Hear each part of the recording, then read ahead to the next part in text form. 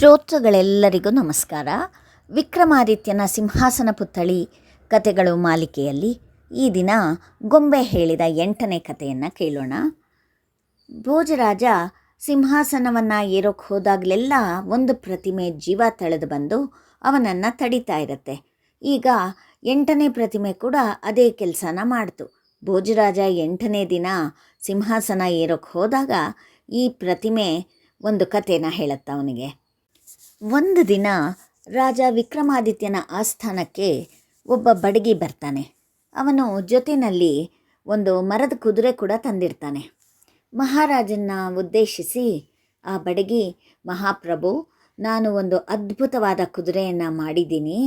ಈ ಕುದುರೆ ಏನೂ ತಿನ್ನಲ್ಲ, ಕುಡಿಯಲ್ಲ, ಅದೇ ನೀವು ಬಯಸಿದ ಜಾಗಕ್ಕೆ ನಿಮ್ಮನ್ನು ಕರೆದುಕೊಂಡು ಹೋಗುತ್ತೆ, ಅದ್ರ ಮೇಲೆ ಹತ್ತಿ ಕೂತ್ಕೊಂಡ್ರೆ ಆಯಿತು ಅಂತ ಹೇಳ್ತಾನೆ. ರಾಜ ವಿಕ್ರಮಾದಿತ್ಯ ಆ ಕುದುರೆಯನ್ನು ನೋಡಿ ಇಷ್ಟಪಟ್ಟು ಬಡಗಿ ಕೇಳಿದಷ್ಟು ಹೊನ್ನಿನ ಹಣನ ಅವನಿಗೆ ಕೊಟ್ಬಿಟ್ಟು ಕುದುರೆನ ಕೊಂಡ್ಕೊತಾನೆ. ಬಡಗಿ ರಾಜನಿಗೆ ವಂದಿಸಿ ಹೇಳ್ತಾನೆ, ಪ್ರಭು, ನೀವು ಕುದುರೆಯನ್ನು ಮುಟ್ಟಿದರೆ ಸಾಕು, ಅದು ಓಡುತ್ತೆ, ಚಾವಟಿಯಿಂದ ಹೊಡೆಯೋ ಅಗತ್ಯ ಇಲ್ಲ ಅಂತ ಹೇಳಿ ಹೊರಟು ಹೋಗ್ತಾನೆ. ಒಂದು ದಿನ ವಿಕ್ರಮಾದಿತ್ಯ ಬಿಡುವಾಗಿದ್ದಾಗ ಕುದುರೆನ ಏರಿ ಅರಮನೆಯಿಂದ ಹೊರಗೆ ಹೊರಡ್ತಾನೆ. ಅವನಿಗೆ ಬಡಗಿ ಹೇಳಿದಂಥ ಎಚ್ಚರಿಕೆ ಮಾತು ಮರ್ತೇ ಹೋಗುತ್ತೆ. ಕುದುರೆಗೆ ಚಾವಟಿಯಿಂದ ಜೋರಾಗಿ ಹೊಡೆದು ಹೇ ಅಂತಾನೆ. ಕುದುರೆ ಬಾಣದ ವೇಗದಲ್ಲಿ ಹಾರಿಕೊಂಡು ದೊಡ್ಡ ಸಮುದ್ರದ ಆಚೆ ಒಂದು ಅರಣ್ಯಕ್ಕೆ ಹೋಗುತ್ತೆ. ರಾಜನನ್ನು ಅಲ್ಲಿ ಕೆಳಗೆ ಕೆಡವು ಬಿಡುತ್ತೆ. ಕೆಳಗೆ ಬಿದ್ದ ರಭಸಕ್ಕೆ ರಾಜ ಮೂರ್ಛೆ ಹೋಗಿಬಿಡ್ತಾನೆ. ಅವನಿಗೆ ಸ್ವಲ್ಪ ಹೊತ್ತಿನಲ್ಲೇ ಎಚ್ಚರಿಕೆ ಆಗುತ್ತೆ. ಆಗ ತಾನು ಒಂದು ದಟ್ಟವಾದ ಕಗ್ಗತ್ತಲೆಯಿಂದ ಕೂಡಿದ ಕಾಡಿನಲ್ಲಿರೋದು ಅವನ ಅರಿವಿಗೆ ಬರುತ್ತೆ. ಅಲ್ಲಿಂದ ಹೇಗೆ ಹೊರಗೆ ಹೋಗೋದು ಅನ್ನೋದೇ ಅವನಿಗೆ ತಿಳಿಲಿಲ್ಲ. ಕಾಡಿನಲ್ಲಿ ಹೀಗೆ ಅಲೀತಾ ಇರಬೇಕಾದ್ರೆ ಅವನಿಗಲ್ಲೊಂದು ದೂರದಲ್ಲೊಂದು ಮನೆ ಕಾಣುತ್ತೆ. ಆ ಮನೆ ಮುಂದೆ ಒಂದು ಮರ ಇರುತ್ತೆ. ಮರದ ಎಡದಲ್ಲಿ ಬಲದಲ್ಲಿ ಒಂದೊಂದು ಬಾವಿ ಇರುತ್ತೆ. ಆ ಮರನ ಹೆಣ್ಣು ಕೋತಿ ಒಂದು ಹತ್ತೋದು ಇಳಿಯೋದು ಮಾಡ್ತಾ ಇತ್ತು. ಕೋತಿ ಹೀಗೆ ಯಾಕೆ ಮಾಡ್ತಿದೆ ಅಂತ ರಾಜನಿಗೆ ಅರ್ಥ ಆಗಲೇ ಇಲ್ಲ. ಅದೊಂದು ವಿಚಿತ್ರವಾಗಿ ಕಾಣಿಸುತ್ತೆ. ಅದನ್ನು ತಿಳಿಬೇಕು ಅಂತ ರಾಜ ತಾನೇ ಮರಾನ ಹತ್ತಿ ಎಲೆಗಳ ಮಧ್ಯೆ ಮರೆಯಾಗಿ ಕಾಣಿಸದೇ ಇರೋ ಥರ ಅಡಗಿಕೊಂಡು ಕುಳಿತುಕೋತಾನೆ. ಮಧ್ಯಾಹ್ನದ ಸಮಯ ಕೋತಿ ಹೀಗೆ ತನ್ನ ಕೆಲಸ ಮುಂದುವರಿಸ್ತಾ ಇರುತ್ತೆ. ಆಗ ಅಲ್ಲಿಗೊಬ್ಬ ಸನ್ಯಾಸಿ ಬಂದು ಎಡಗಡೆ ಇರೋ ಬಾವಿಯಿಂದ ನೀರನ್ನು ತಗೊಂಡು ಕೋತಿ ಮೇಲೆ ಚಿಮುಕಿಸ್ತಾನೆ. ಆಗ ಕೋತಿ ಒಬ್ಬಳು ಸುಂದರವಾದ ಹೆಣ್ಣು ಮಗಳ ರೂಪ ತಾಳುತ್ತೆ. ಸನ್ಯಾಸಿ ಮನೆಯೊಳಗೆ ಹೋಗ್ತಾನೆ. ಅವನ ಹಿಂದೆ ಆ ತರುಣಿ ಕೂಡ ಮನೆಯೊಳಗೆ ಹೋಗ್ತಾಳೆ. ರಾತ್ರಿಯಾದಾಗ ಇಬ್ಬರು ಹೊರಗೆ ಬರ್ತಾರೆ. ಸನ್ಯಾಸಿ ಮರದ ಬಲಗಡೆ ಇರೋ ಬಾವಿ ನೀರನ್ನು ಆಕೆ ಮೇಲೆ ಚಿಮುಕಿಸ್ತಾನೆ.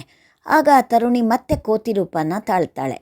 ಸನ್ಯಾಸಿ ಕೋತಿನ ಬಿಟ್ಟು ಹೊರಟು ಹೋಗ್ತಾನೆ. ಇದೆಲ್ಲವನ್ನು ರಾಜ ವಿಕ್ರಮಾದಿತ್ಯ ಮರದ ಮೇಲಿಂದನೇ ನೋಡ್ತಾ ಇರ್ತಾನೆ. ಮರದಿಂದ ಕೆಳಗಿಳಿದು ತಾನೂ ಸನ್ಯಾಸಿ ಮಾಡಿದ ಹಾಗೇ ಮಾಡಿ ಕೋತಿನ ತರುಣಿಯನ್ನಾಗಿಸ್ತಾನೆ. ಆವಾಗ ಆ ತರುಣಿ ಹೇಳ್ತಾಳೆ, ರಾಜ, ಯಾರು ನೀನು, ಇಲ್ಲಿಗೆ ಹೇಗೆ ಬಂದೆ ಅಂತ ಕೇಳ್ತಾಳೆ. ಆಗ ವಿಕ್ರಮಾದಿತ್ಯ ತಾನು ಉಜ್ಜಯಿನಿ ನಗರದ ರಾಜ ವಿಕ್ರಮಾದಿತ್ಯ ಅಂತ ಹೇಳ್ತಾನೆ. ಕಾಡಲ್ಲಿ ದಾರಿ ತಪ್ಪಿ ಇಲ್ಲಿಗೆ ಬರಬೇಕಾಯ್ತು ಅಂತ ಹೇಳ್ದ. ತನ್ನ ಎದುರಿಗೆ ಇರೋವನು ರಾಜ ವಿಕ್ರಮಾದಿತ್ಯ ಅಂತ ತಿಳಿದ ಕೂಡಲೇ ಆ ತರುಣಿ ಅವನ ಕಾಲಿಗೆ ಬಿದ್ದು, ಪ್ರಭೋ, ಇಲ್ಲಿರಬೇಡಿ, ಈಗಲೇ ಹೊರಟು ಹೋಗಿ, ಇಲ್ದಿದ್ರೆ ಈ ಸನ್ಯಾಸಿ ಬಂದು ನಿಮ್ಮನ್ನು ಭಸ್ಮ ಮಾಡಿಬಿಡ್ತಾನೆ ಅಂತ ಹೇಳ್ತಾಳೆ. ಆದರೆ ರಾಜ ಹೆದರಲಿಲ್ಲ. ಅವಳ ವೃತ್ತಾಂತನೆಲ್ಲ ಕೇಳಿ ತಿಳ್ಕೊತಾನೆ. ಆ ತರುಣಿ ಕಾಮದೇವ ಮತ್ತು ಪುಷ್ಪವತಿಯರ ಒಬ್ಬಳೇ ಮಗಳಾಗಿರ್ತಾಳೆ. ಬಾಲ್ಯದಲ್ಲಿ ಅವಳೇನೋ ತಪ್ಪು ಮಾಡಿಬಿಟ್ಟಿರ್ತಾಳೆ ಅಂತ ಕಾಮದೇವ ಅವಳನ್ನು ಸನ್ಯಾಸಿಗೆ ಕೊಟ್ಬಿಟ್ಟಿರ್ತಾನೆ. ಸನ್ಯಾಸಿ ತನ್ನ ತಪಸ್ಸಿನ ಪ್ರಭಾವದಿಂದ ಅವಳನ್ನು ಕೋತಿಯನ್ನಾಗಿ ಮಾಡ್ತಾನೆ. ರಾಜ ಅವಳಿಗೆ ಸಾಂತ್ವನ ನೀಡಿ ಬಲಪಕ್ಕದಲ್ಲಿರೋ ಬಾವಿ ನೀರು ಚಿಮುಕಿಸಿ ಮತ್ತೆ ಅವಳನ್ನು ಕೋತಿಯನ್ನಾಗಿಸಿ ಮರೆನಲ್ಲೇ ನೋಡ್ತಾ ಇರ್ತಾನೆ.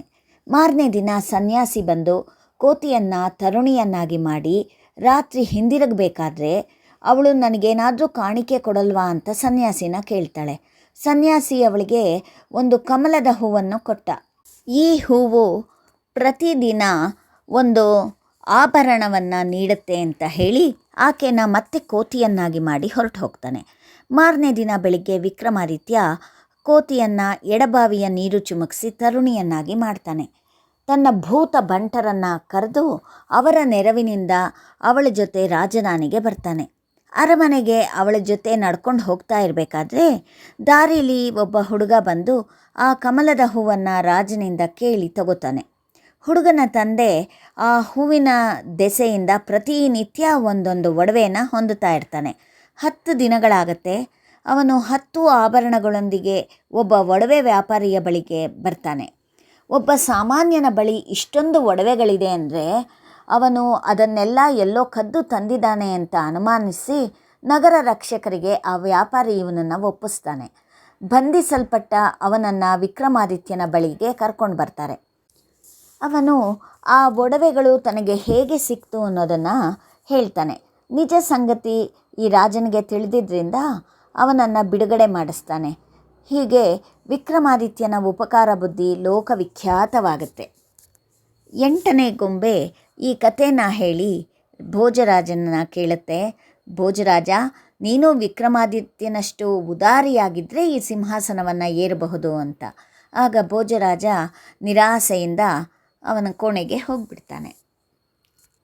ಶ್ರೋತೃಗಳೇ, ಮತ್ತೆ ನಾನು ಇನ್ನೊಂದು ಕಥೆಯೊಡನೆ ಮುಂದಿನ ಸಂಚಿಕೆಯಲ್ಲಿ ನಿಮ್ಮನ್ನೆಲ್ಲ ಭೇಟಿ ಮಾಡ್ತೇನೆ. ಧನ್ಯವಾದಗಳು.